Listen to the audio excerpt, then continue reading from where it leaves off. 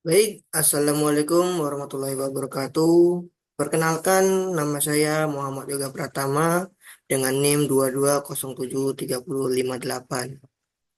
Pada video kali ini saya akan melakukan review karena kemarin ada acara Expo pada penelitian dan pengabdian LPPM Universitas Negeri Padang yang tepatnya di auditorium. Di mana di sini saya akan membuat hmm, semacam dokumentasi ya. Nah, dokumentasi saya telah menghadiri acara expo tersebut dan di video ini saya akan mereview sedikit lah nah, tentang poster-poster yang dipaparkan atau dipertunjukkan pada expo penelitian dan pengabdian LPPM UNP itu.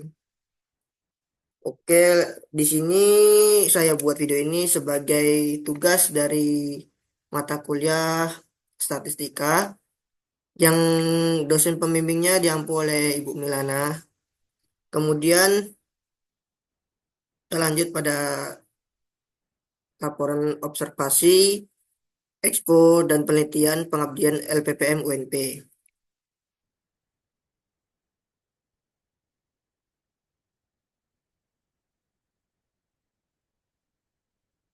Yang pertama di sini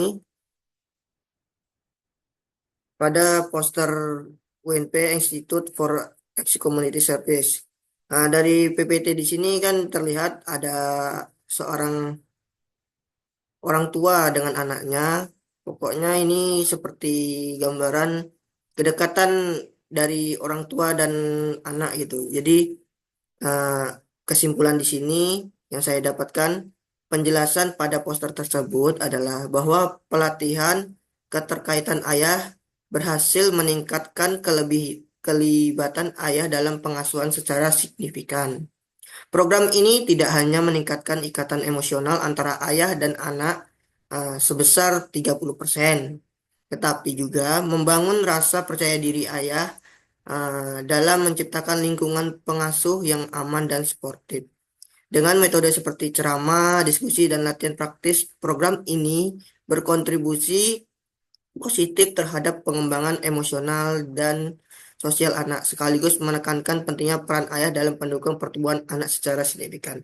Uh, Menurut saya berarti di sini nih uh, sebagai orang tua itu harus memberikan uh, asuhan yang terbaik bagi anaknya sehingga anaknya itu merasa nyaman dan merasakan peran orang tua itu sangat penting dalam kehidupan itu. Jadi bisa meningkatkan anak itu tuh lebih percaya diri, lebih apa namanya pertumbuhannya lebih cepat gitu karena merasakan kebahagiaan gitu, kedekatan antar keluarga dengan ayah maupun dengan ibunya.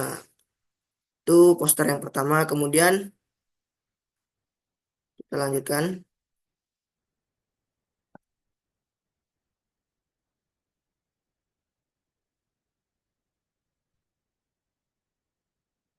Poster yang kedua di sini tentang di di sini bisa dilihat gambar-gambarnya seperti ada di bengkel ya, di SMK. Nah, intinya di sini ada latar belakangnya, kemudian dan tujuan dan informasinya, objek-objeknya.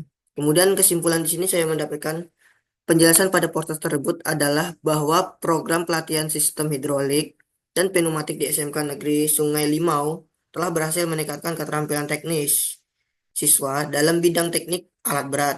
Berarti di sini menunjukkan uh, pada SMK yang jurusannya teknologi alat berat ya. Nah, metode pembelajaran berbasis masalah PBL dan pembelajaran berbasis proyek PJBL terbukti efektif dalam menjembatani kesenjangan keterampilan dengan memberikan kombinasi teori dan praktik. Jadi dengan diadakannya seperti di ruangan ini pembelajaran teori, kemudian dilakukan praktikum, siswa-siswa ini lebih cepat gitu menangkapnya. Jadi pembelajaran tuh menjadi lebih cepat diterima oleh siswa sehingga mempermudah itu kelancaran dalam proses pembelajaran. Jadi pada materi pertama sudah cepat untuk menangkapnya, kemudian bisa lanjut ke materi-materi berikutnya. Kemudian hal ini ditunjukkan melalui meningkatnya signifikan pada hasil nilai present dan protes siswa. Program ini juga memberikan rekomendasi untuk mengembangkan fasilitas laboratorium, meningkatkan modul pelatihan, dan serta kolaborasi lebih lanjut dengan industri untuk mendukung relevansi pelatihan terhadap kebutuhan sektor industri. Jadi kalau siswa ini paham apa cepat menangkapnya, jadi kalau SMK tuh rata-rata kan sekolah menengah kejuruan, jadi rata-rata orang keinginannya langsung cepat kerja. Jadi kalau di sekolahan saja siswanya cepat menangkap, cepat paham, maka di industri siswa itu juga lebih cepat paham gitu. Kemudian kita lanjut pada poster yang ketiga. Pada poster yang ketiga ini di sini bisa dilihat adalah seperti musyawarah segala macam di Hanan oleh Bapak Hanan Saputra SPDMA. Poster tersebut menjelaskan tentang program pelatihan produksi konten website untuk meningkatkan digitalisasi dan keterbukaan informasi publik di Nagari Kotolaweh. Program ini dilatar belakangi oleh pengelolaan website yang kurang optimal sejak 2017. Jadi di sini pengolahan websitenya dari tahun 2017 tuh masih kurang maksimal ya. Jadi harus ditingkatkan lagi dan kebutuhan untuk membuka akses informasi kepada masyarakat dengan menggunakan metode partisipasi seperti diskusi kelompok terfokus dalam kurung FGD, pelatihan produksi konten serta evaluasi website. Program ini berhasil untuk meningkatkan keterampilan perangkat nagari dalam memproduksi konten website yang lebih baik. Jadi ini melakukan musyawarah kepada perangkat nagari. Jadi perangkat nagari itu lebih update lagi, lebih apa ya, lebih pandai menggunakan kemajuan teknologi itu seperti itu tadi memprograman atau membuat membuat website itu. Lanjut program ini berhasil meningkatkan keterampilan perangkat nagari dalam memproduksi konten website yang lebih baik ya kan untuk meningkatkan pengetahuan gitu bagi perangkat nagari jadi lebih berkembangnya lagi gitu lebih cepat mengikuti perkembangan zaman. Hal ini program ini mencakup meningkatkan pemahaman serta mengenai digitalisasi dan manfaat website, serta mengisian konten website yang lebih relevan dan menarik. Dengan demikian, program ini berkontribusi pada keterbukaan informasi dan optimalisasi website pemerintahan sebagai sarana komunikasi publik yang lebih efektif. Jadi di sini nih penyuluhan gitu sebagai untuk perangkat nagari supaya lebih update lagi dan kedepannya lebih pandai menggunakan uh, media apa ini digital jadi lebih banyak lagi informasi yang lebih didapat kemudian tahu perkembangan-perkembangan yang ada di luar sana. Kemudian kita lanjut pada poster yang keempat. Poster yang keempat ini bisa dilihat di sini adalah seperti informasi offline di school student and teacher ini berarti di sekolahan. Kesimpulan program pelatihan literasi keuangan yang diselenggarakan di SMA Negeri 3 Padang Panjang berhasil meningkatkan pemahaman siswa dan guru mengenai perbedaan antara pinjaman online legal dan ilegal serta resiko untuk menyertainya. Pelatihan ini memberikan dampak positif dengan meningkatkan kemampuan peserta dalam mengolah keuangan, memahami aplikasi keuangan, serta menghindari perangkat perangkat utang. Hal press test dan protes menunjukkan peningkatan pemahaman dan signifikan yakni 85%. Program ini juga mendorong pengambilan keputusan finansial yang baik serta memanfaatkan teknologi keuangan secara lebih aman dalam kontribusi dalam meningkatkan literasi keuangan masyarakat secara umum. Jadi di sini memberikan seperti pemahaman atau ilmu itu tentang keuangan atau pinjaman keuangan untuk menghindari uh, tertipu atau terlilit hutang jadinya nantinya. Jadi ada sosialisasi-sosialisasi, kemudian diberikan tes dan post tes, itu pemahamannya langsung meningkat sebanyak 85%. Jadi lebih paham lagi tentang sistem keuangan itu. Oke, kita lanjut. Kita lanjut pada poster yang kelima. Poster yang kelima ini pengabdian masyarakat ya sepertinya. Soalnya di sini ada seperti masyarakat dan di alam seni. Pengembangan nagari wisata dengan pengolahan potensi alam menggunakan master plan di Nagari Batu Bajanjang, Lembang Jaya, Kabupaten Solo. Jadi lokasinya di Kabupaten Solo.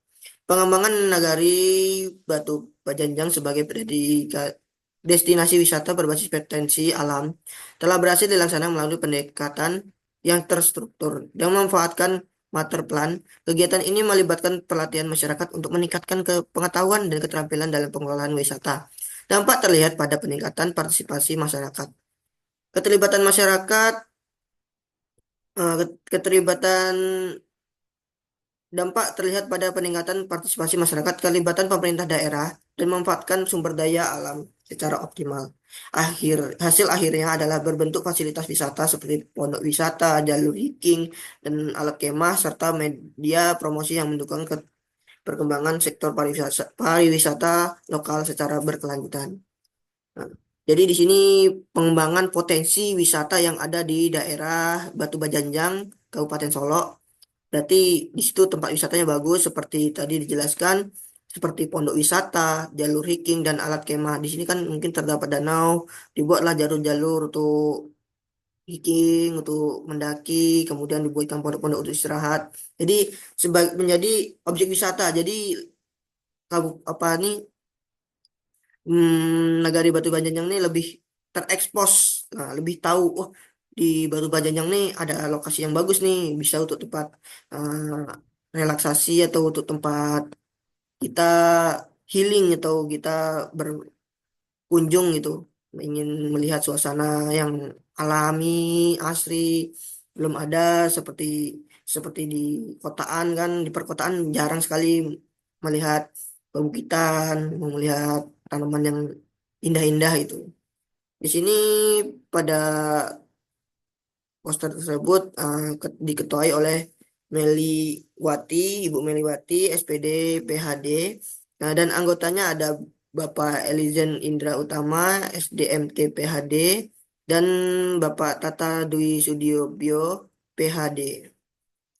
Baik, kita lanjut poster yang ke-6. Nah, poster yang ke-6 ini tentang teknologi, ya, seperti yang dapat kita lihat.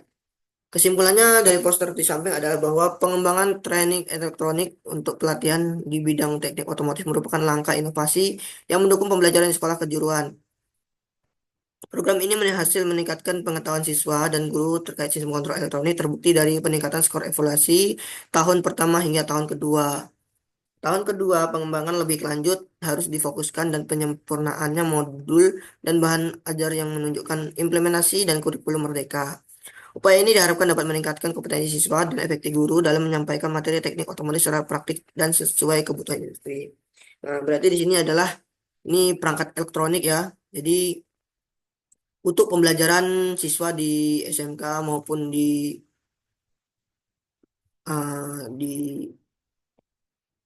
perkuliahan.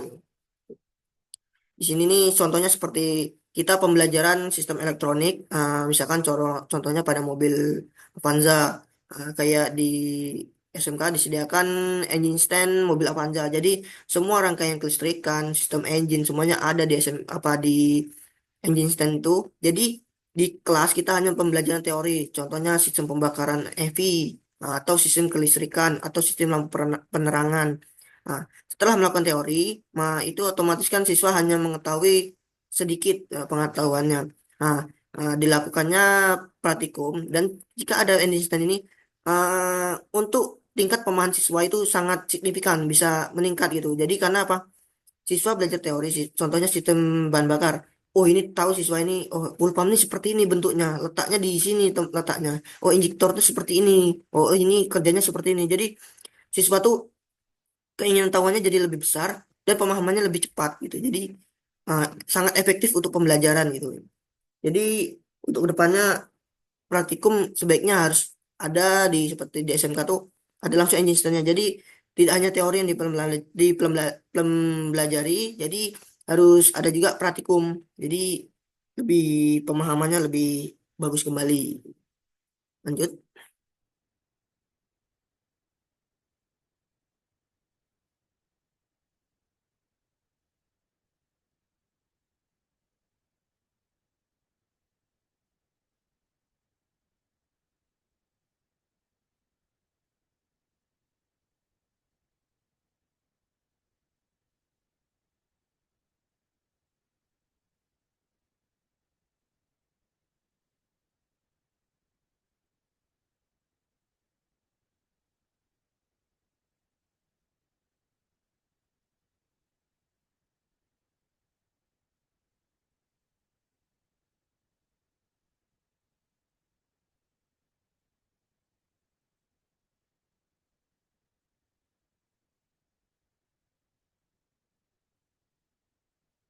Oke, kita lanjut pada nomor 7, poster ketujuh.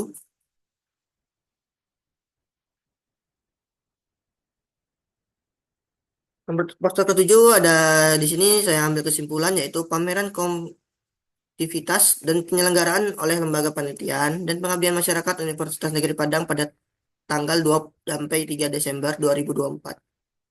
Bertujuan untuk meningkatkan jiwa kewirausahaan, khususnya di kalangan mahasiswa. Acara ini dilatar belakangi rendahnya tingkat kewirausahaan masyarakat Indonesia, kurangnya platform situs web, serta pusat kewirausahaan yang terintegrasi. Selain itu, terdapat kebutuhan tinggi akan pelatihan organisasi kemahasiswaan di perguruan tinggi.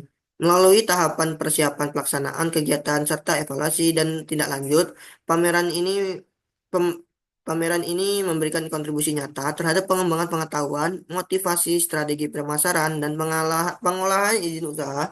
Data empiris menunjukkan peningkatan signifikan pada berbagai aspek seperti pendidikan 87%, strategi pemasaran 91%, dan pengelolaan izin usaha 88%.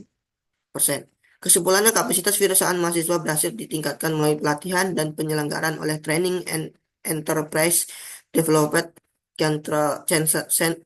Center, atau disingkat TEDC.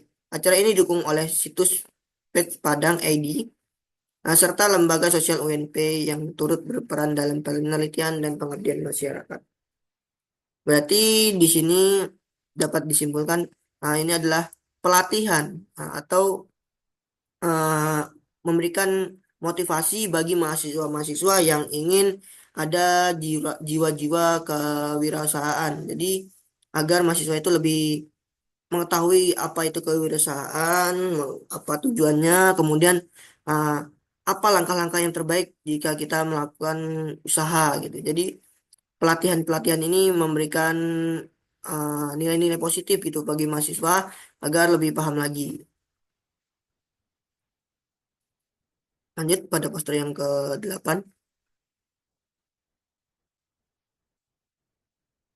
Penelitian ini berhasil mengembangkan konsep smart driving dengan menggunakan programmer Electronic Control Unit ECU pada kendaraan hemat energi yang mengurangi emisi gas buang. Penelitian ini menunjukkan bahwa implementasi ECU yang dapat digunakan program penelitian efisiensi kerja mesin dengan kinerja optimal pada RPM 3550 dan waktu injeksi 70 milisecond. Tujuan ini untuk mendukung inovasi teknologi di bidang otomotif, khususnya dalam menciptakan kendaraan yang ramah lingkungan dan sejalan dengan kebutuhan revolusi industri 4.0. Dengan pendekatan berbasis teknologi ini, penelitian memberikan kontribusi penting bagi pembelajaran dan pengembangan solusi transportasi masa depan yang lebih berkelanjutan.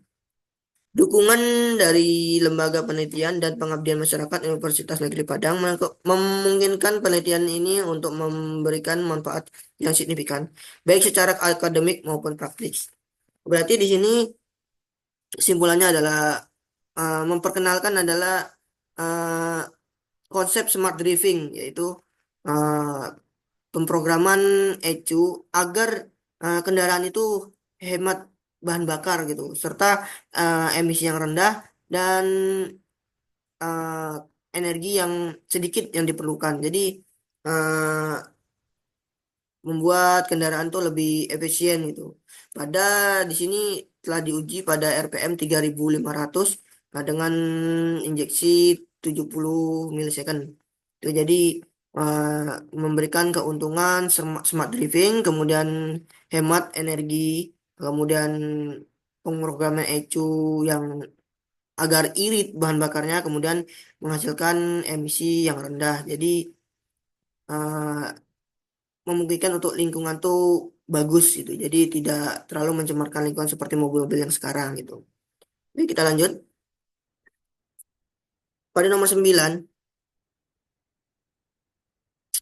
penelitian ini berhasil mengembangkan potensi wisata di Negari Batu Bajang Lembang Jaya, Kabupaten Solo, yang pengelolaannya potensi yang terstruktur berdasarkan master plan rekomendasi dengan melibatkan masyarakat setempat dan pemerintahan daerah. Program ini mampu meningkatkan kelibatan. Jadi di sini nih seperti pengembangan wisata ya.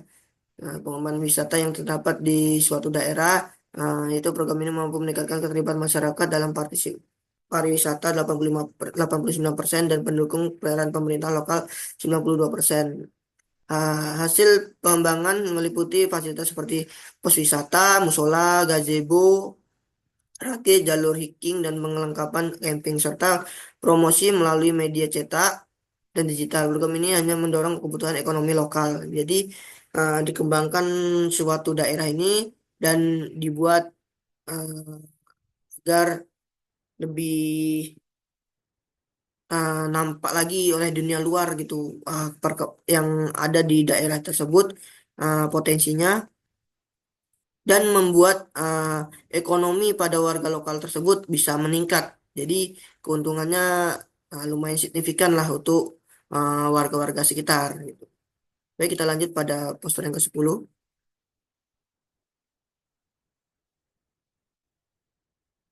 Poster yang ke-10 ini ada kesimpulannya, penelitian ini berhasil mengembangkan metode e-learning yang personal berbasis gaya belajar, visual,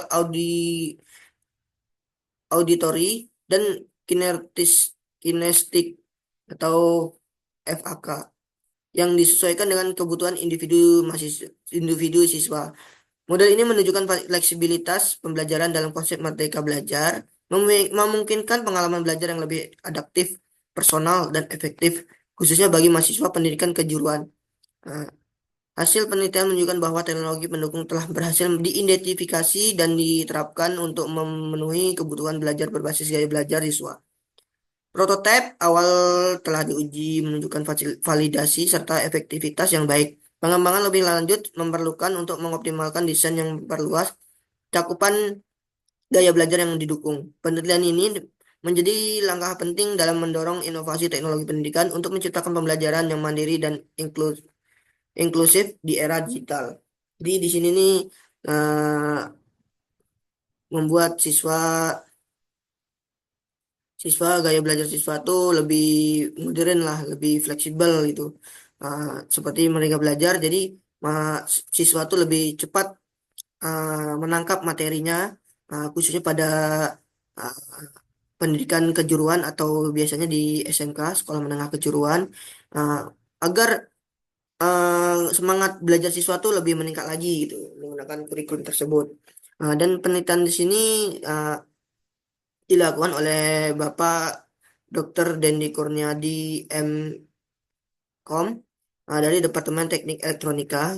Yang kedua Bapak Dr. eh, Wagino SPD MPDT, Departemen Teknik Otomotif. Kemudian dari Ibu dok dari Dr. Lis Asnur SPD MPDT dari Departemen Manajemen Hotel. Di sini dilakukan oleh tiga bapak dosen dari departemen yang berbeda.